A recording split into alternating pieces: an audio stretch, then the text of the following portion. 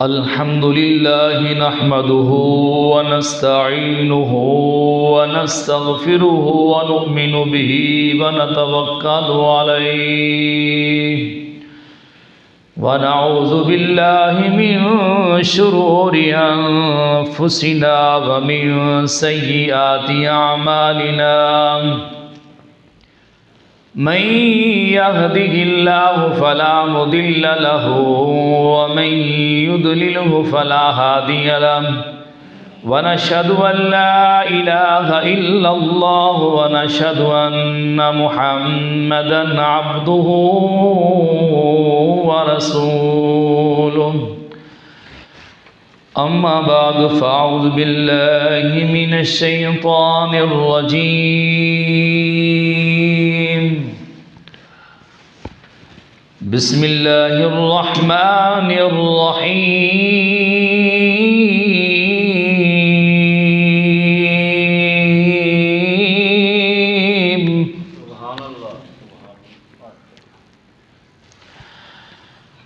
ألا إن أولياء الله لا خوف عليهم ولا هم يحزنون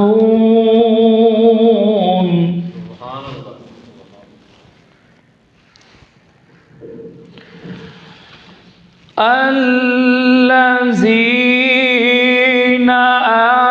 آمنوا وكانوا يتقون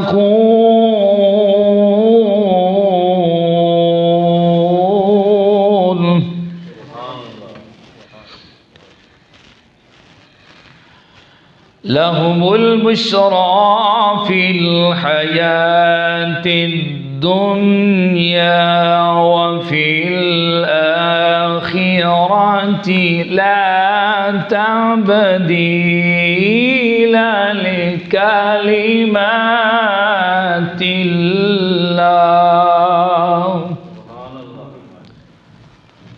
ذلك هو الفوز العظيم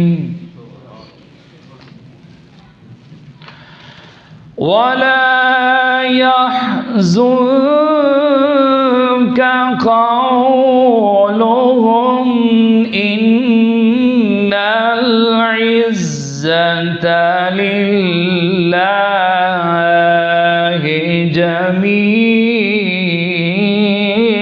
جميعا هو السميع العليم آمنت بالله صدق الله مولانا العظيم وصدق رسوله النبي الكريم الأمين إن الله وملائكته يصلون على النبي يا أيها الذين آمنوا صلوا عليه وسلموا تسليما اللهم صل على سيدنا ومولانا محمد وعلى آل سيدنا ومولانا محمد وبارك وسلم وصلوا عليه حضرت عمر بن عبدالعزیز رضی اللہ تعالیٰ عنہ آپ فرماتے ہیں کہ جمعۃ المبارک کے دن علم کی اشاعت کرو، علم کو زیادہ سے زیادہ پھیلاؤ اور کثرت کے ساتھ کریم آقا صلی اللہ تعالیٰ علیہ وآصحابہ وسلم کی ذات مبارکات پہ درود و سلام پڑھو۔ اور حضرت سیدنا حذیفہ رضی اللہ تعالیٰ عنہ بہت ہی پیارا وظیفہ عطا فرمایا۔ آج ہر بندہ کہتا ہے کہ میری اولاد اچھی ہو جائے، اس کی تربیت اچھی ہو جائے۔ لوگ پریشان ہیں کہ ہمارے بچے بدکاری کرتے ہیں، نشوں پہ لگے ہیں اور اس طرح نقصان کر رہے ہیں، ان کے لیے بھی بڑا اہم وظیفہ ہے۔ سیدنا حذیفہ رضی اللہ تعالیٰ عنہ آپ فرماتے ہیں کہ جو بندہ حضور کی ذات پہ درود و سلام پڑھتا ہے اللہ اس کو تو رنگتا ہی ہے، اللہ اس کی اولاد کو آگے اس کی اولاد کو بھی رنگ دیتا ہے۔ इतनी برکتیں ہیں، رحمتیں ہیں درود و سلام کی جو نسلوں تک چلتی ہیں۔ اس لیے اگر ہم اپنی اولاد کو درود و سلام سکھائیں تو وہ پھر اپنی اولاد کو، تو اس طرح یہ صدقہ جاریہ ہے قیامت تک۔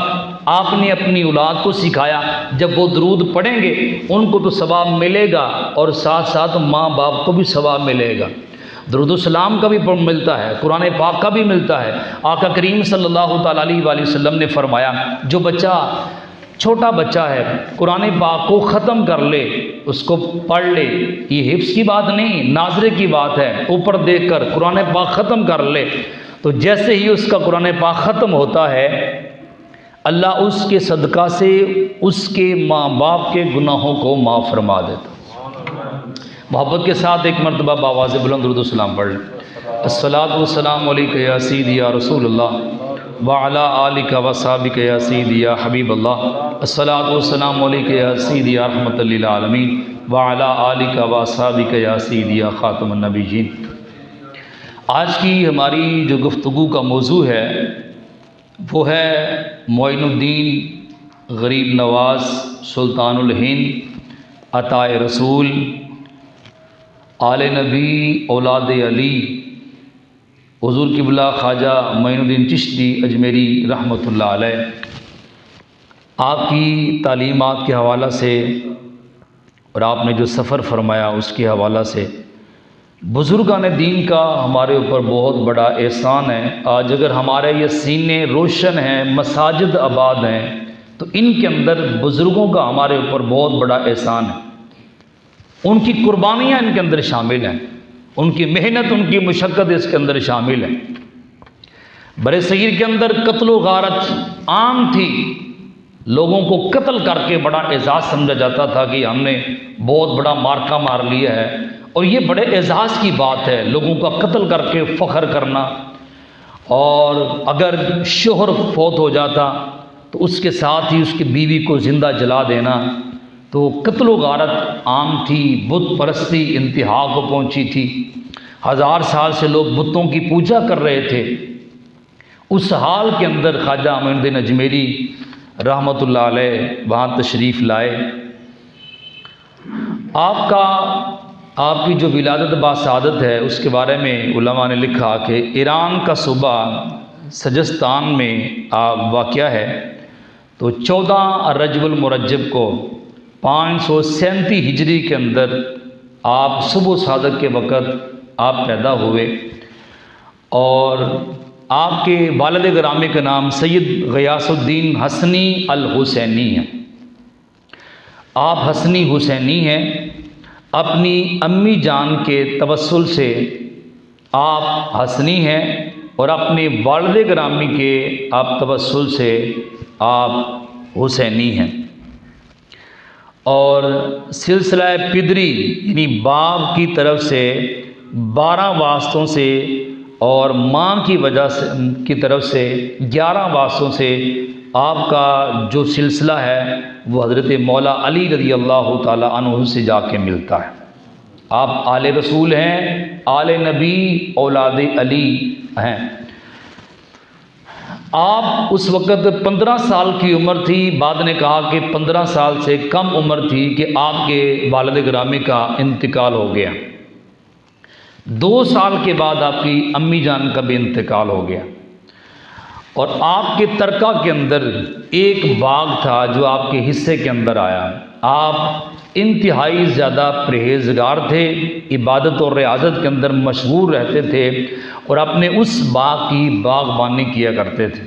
ایک بزرگ تھے حضرت ابراہیم رحمتہ اللہ علیہ، جب آپ سے ملاقات ہوئی، حضرت ابراہیم کندوزی رحمتہ اللہ علیہ، ان سے جب ملاقات ہوتی ہے، جب معرفت کی بات ہوتی ہے اور یہ نعمت ملتی ہے، تو اس وقت آپ نے وہ جو باغ تھا وہ فروخت کر دیا، اور جتنے پیسے تھے وہ سارے کے سارے اللہ کی راہ میں تقسیم کر دیے۔ آپ نے وہ صدقہ خیرات کر دیے، اور اس کے بعد پھر آپ نے طلب علم کا اشتیاق ہوا، آپ کو علم کا شوق پیدا ہوا، ظاہری علم کا۔ پھر آپ نے سفر کیا اور جا کے نیشا پور کے اندر آپ تشریف لے گئے، وہاں پہ علم پڑھا، اور اس کے بعد اللہ رب العزت نے اس قدر مہارت عطا فرمائی کہ اس وقت کے جو بڑے بڑے علماء تھے وہ آپ کے پاس آیا کرتے تھے اور جو بھی ان کا مسئلہ ہوتا تھا آپ وہ حل کر دیا کرتے تھے۔ اور اس کے بعد آپ نے جو سفر کیا سمرقند، بخارا، عرب، عراق، یہ سب کا آپ سفر کرتے رہے، کس لیے؟ محض علم پڑھنے کے لیے۔ آج جو سب سے بڑا جاہل ہوتا ہے اس کو سب سے بڑا پیر کہا جاتا ہے۔ حالانکہ ہم تاریخ پڑھیں، شیخ عبد القادر جیلانی محبوب سبحانی رضی اللہ تعالی عنہ، آپ تو پیدائشی ولی تھے، ولیوں کے سردار تھے۔ آپ کے ساتھ ہی ایسا ہوا، والد گرامی دنیا سے بچپن میں چلے گئے، اس کے بعد امی جان کا بھی انتقال ہوا، لیکن اس کے باوجود علم کی طلب کے لیے آپ نے گھر چھوڑا، ہجرت کی، علم پڑھا اور اس کے بعد آ کے مدرسہ بھی بنایا، اور ایک ایک دن کے اندر صبح سے لے کے شام تک کئی کئی علوم جو ہے وہ پڑھاتے۔ ہماری یونیورسٹیوں کے اندر ساری زندگی ایک پروفیسر ایک ہی سبجیکٹ پڑھاتا ہے، لیکن شیخ عبد القادر جیلانی محبوب سبحانی رضی اللہ تعالی عنہ آپ 25 علوم ایک دن کے اندر جو ہے وہ پڑھاتے رہے۔ تو یہ بزرگان دین ہیں جنہوں نے علم کے لیے سفر کیا ہے، ہجرت کی ہے، گھر بار چھوڑ دیا، سب کو چھوڑ دیا۔ تو خواجہ معین اجمیری رحمتہ اللہ علیہ آپ نے پھر وہاں پہ سنجان تشریف لائے، وہاں خواجہ نجم الدین کبریٰ رحمتہ اللہ علیہ سے آپ کی ملاقات ہوئی۔ بغداد کے اندر ابو نجیب ضیاء الدین رحمتہ اللہ علیہ سے ملاقات ہوئی، اور ہمدان کے اندر خواجہ ابو یوسف ہمدانی رحمتہ اللہ علیہ سے ملاقات ہوئی، اور پھر قصبہ ہارون کے اندر آپ کے جو پیر و مرشد ہیں خواجہ عثمان ہارونی رحمتہ اللہ علیہ، ان سے پھر ملاقات ہوئی، انہی سے آپ بیعت ہیں، اور اپنے شیخ کے ساتھ محبت اس قدر تھی 8 حجیں آپ نے پیدل چل کے اپنے مرشد کے ساتھ کی ہیں۔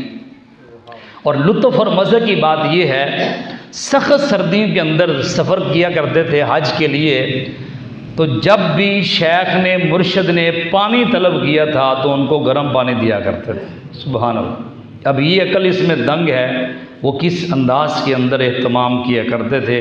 اتنے لمبے سفر کے اندر تو بندے کو اپنی پڑی ہوتی ہے۔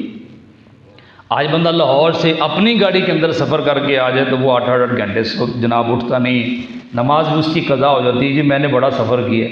حالانکہ آپ جانتے ہیں آج کل کی گاڑیاں اس طرح کی ہیں کہ خبر ہی نہیں ہوتی، 10 20 گھنٹے کا سفر جو ہے آسانی سے طے ہو جاتا ہے، روڈ بھی اچھے ہیں، اور وہاں پہ تو کوئی موٹر سائیکل جہاز نہیں تھے، وہاں پہ تو رستے بھی اس طرح کے نہیں تھے۔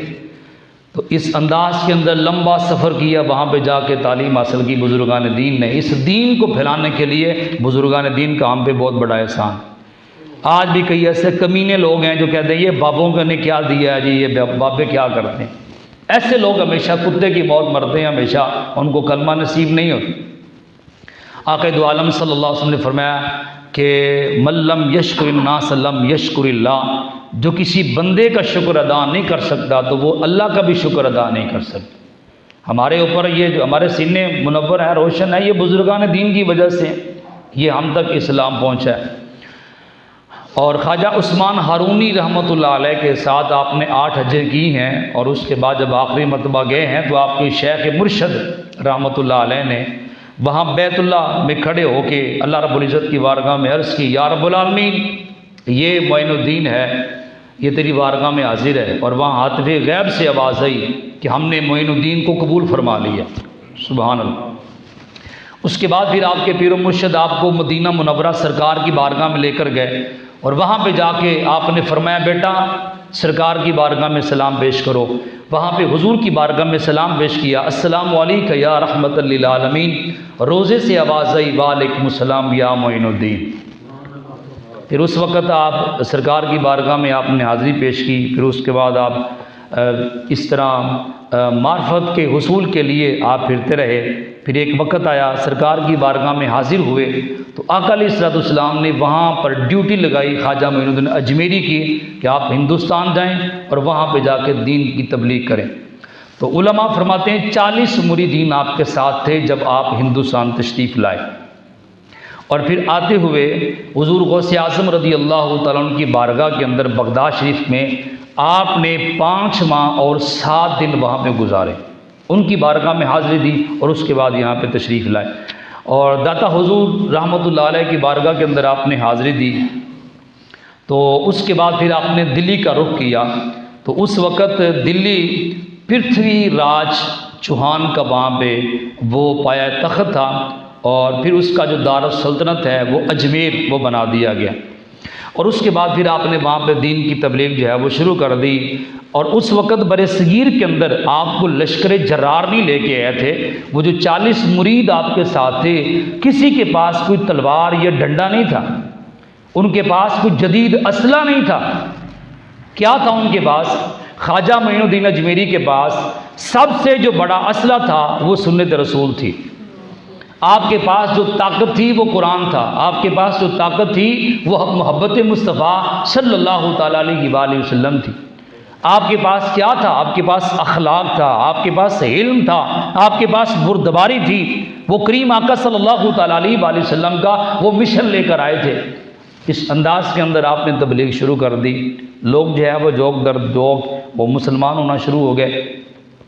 اور وہاں پر اب جو راجہ تھا، ظاہری بات اس کی حکومت تھی، وہ بڑا پریشان ہوا۔ جیسے جیسے لوگ اسلام کے اندر داخل ہونا شروع ہوئے تو اسے بڑی پریشانی ہوئی اس بات کی، یہاں تک کہ ان کا ایک تالاب تھا جس کا نام تھا انا ساگر، اس تالاب کا نام تھا، تو وہاں سے مریدین جا کے پانی لایا کرتے تھے۔ اب وہاں پہ وہ جو اس کے سپاہی تھے وہ کافی تنگ کیا کرتے تھے۔ ایک مرتبہ مرید جو ہے وہ پانی لینے کے لیے چلا گیا وہاں پہ، انہوں نے کہا کہ ہم آپ کو پانی بھرنے نہیں دیں گے۔ انہوں نے کہا کہ ان کی زندگی تنگ کر دو، یہاں سے یہ بھاگ جائیں گے، یہ مشکلات کے اندر ان کو دو چار کر دو، یہاں سے چلے جائیں گے۔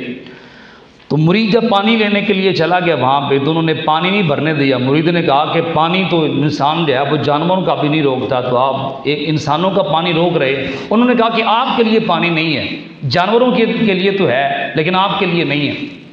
تو وہ مرید جو ہے وہ واپس آ گیا۔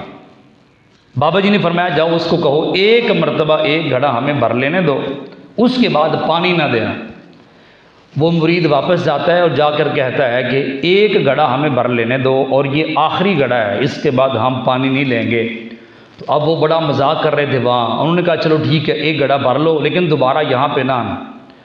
اچھا یہ آپ کی کرامت ہے، ویسے تو آپ نے ہمیشہ اپنے آپ کو چھپایا، جہاں پر بھی جاتے تھے لوگوں کو اگر پتہ چلتا تھا خواجہ معین الدین اجمیری کا تو وہاں پہ آپ روح پوش ہو جایا کرتے تھے، آپ وہاں سے چلے جایا کرتے تھے۔ جب وہاں پہ وہ مرید گیا پانی بھرنے کے لیے تو کہا ایک گھڑا بھر لینے دو، اس کے بعد نہیں آئیں گے۔ انہوں نے کہا ٹھیک ہے۔ وہ تالاب تھا بہت بڑا تھا، اس میں جانور بھی پانی پیتے تھے، لوگ بھی استعمال کرتے تھے۔ مرید نے جیسے ہی وہ گھڑا بھرا وہ سارا کا سارا تالاب اس گھڑے کے اندر آ گیا۔ سبحان اللہ۔ اب وہ تو جو ڈرے مرید بھی پریشان ہو گیا وہاں پہ، وہ سارا کا سارا تالاب اس گھڑے میں۔ اب وہ کئی وہاں پہ سپاہی وہ تو دوڑ گئے نا یہ چیز دیکھ کے۔ اب وہ پریشان مرید بھی تھا کہ یہ کیا منظر ہوا، اتنا بڑا تالاب ہے، پورا شہر یہاں سے پانی استعمال کرتا ہے، گڑھے کے اندر آ گیا۔ اب وہ گڑھا بابا جی کے پاس آ کے پیش کر دیا، اور وہاں پہ جو سپاہی تھے انہوں نے رپورٹ دے دی راجے کو کہ یہ منظر ہوا ہے وہاں پہ۔ اب وہاں پہ جب یہ بات ہوئی تو اس کے وزیروں نے یہ کہا اس راجے کو، یہ اس فقیر کا یہ بابے کا مسئلہ تو بعد میں کرنا ہے، پہلے اس پانی کا انتظام کرو، ورنہ ایک دن اگر پانی شارٹ ہو جاتا ہے وہاں پہ تو جانور بھی مریں گے اور لوگ بھی مریں گے، یہ آپ کے لیے بڑا مسئلہ بن جائے گا۔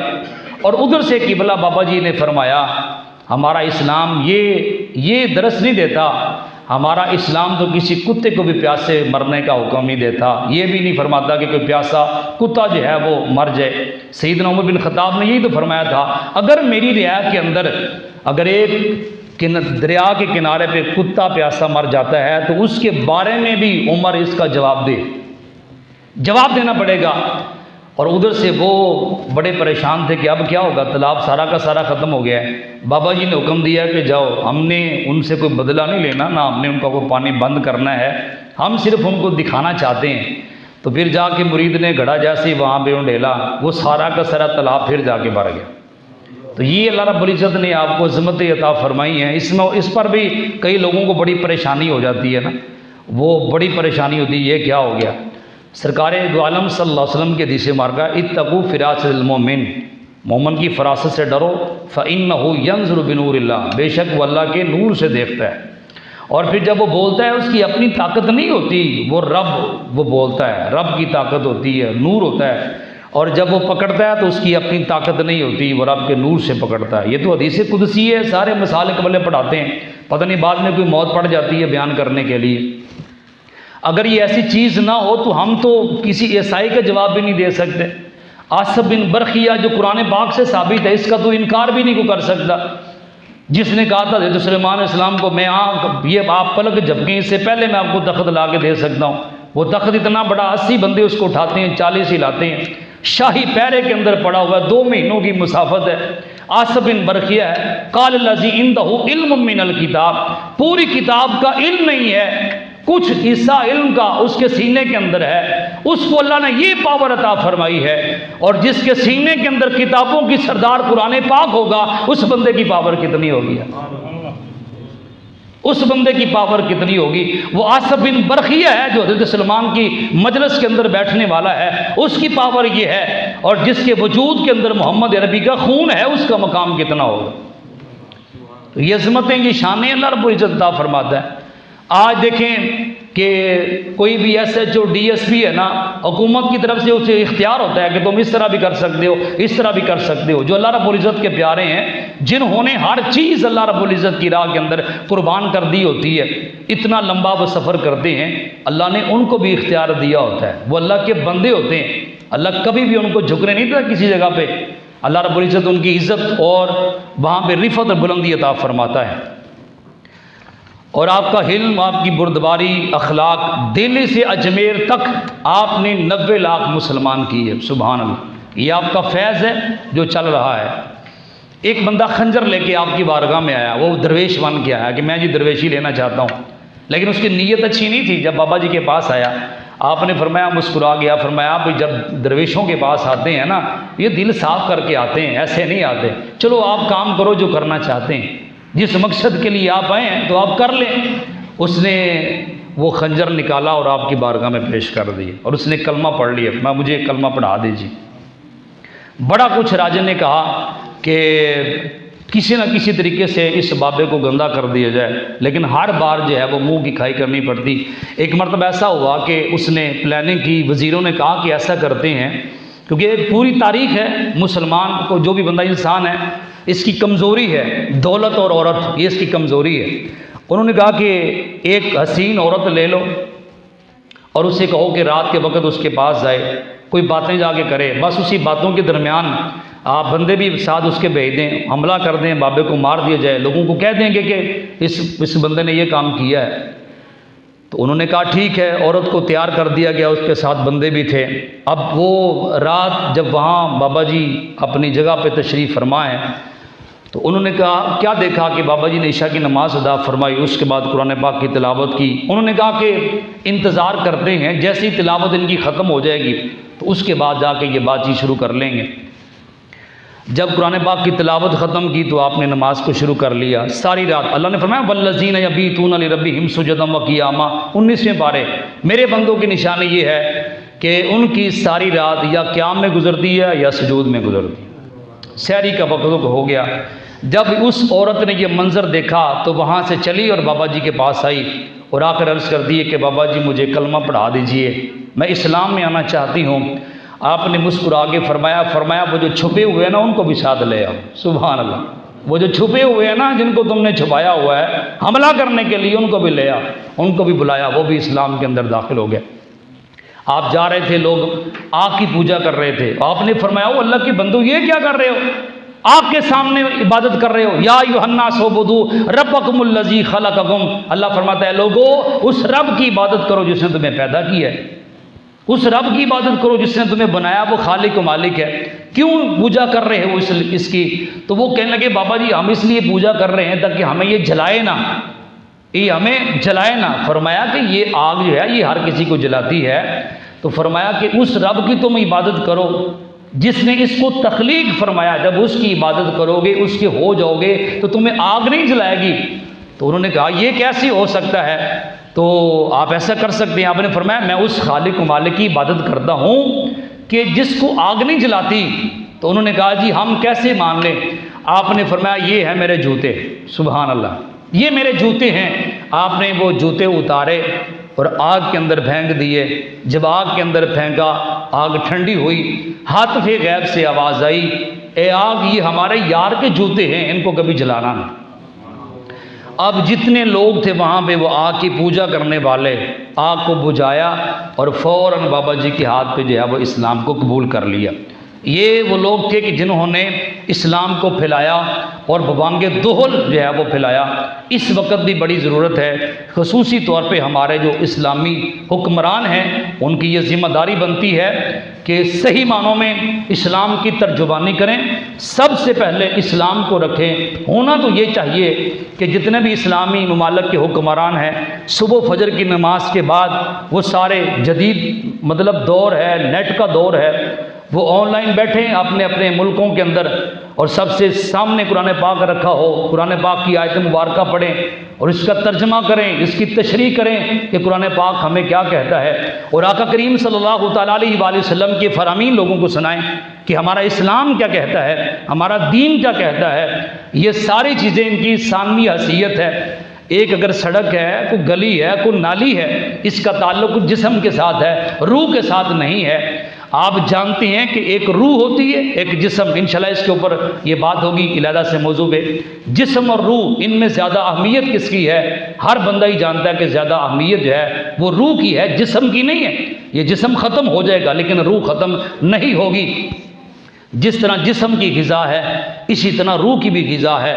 الا بذکر اللہ تطمئن القلوب، خبردار بے شک جو دلوں کا چین ہے، جو روح کا سکون ہے وہ اللہ کے ذکر میں ہے۔ اللہ کا ذکر کیا ہے؟ قرآن کی تلاوت اللہ کا ذکر ہے، سرکار کی حدیث پڑھنا پڑھانا یہ اللہ کا ذکر ہے، خدمت خلق کرنا یہ اللہ کا ذکر ہے، نماز پڑھنا یہ اللہ کا ذکر ہے، اذان پڑھنا یہ اللہ کا ذکر ہے، کسی کو اچھا مشورہ دے دینا یہ اللہ کا ذکر ہے، اور کسی بابے کی عزت کر دینا یہ اللہ کا ذکر ہے، چھوٹوں پہ رحم کر دینا یہ اللہ کا ذکر ہے، بڑوں کی عزت کر دینا یہ اللہ کا ذکر ہے۔ یہ ہے روح کی غذا۔ جب یہ ملتی ہے روح کو تو پھر اللہ تعالیٰ دونوں کو عزت اور شرف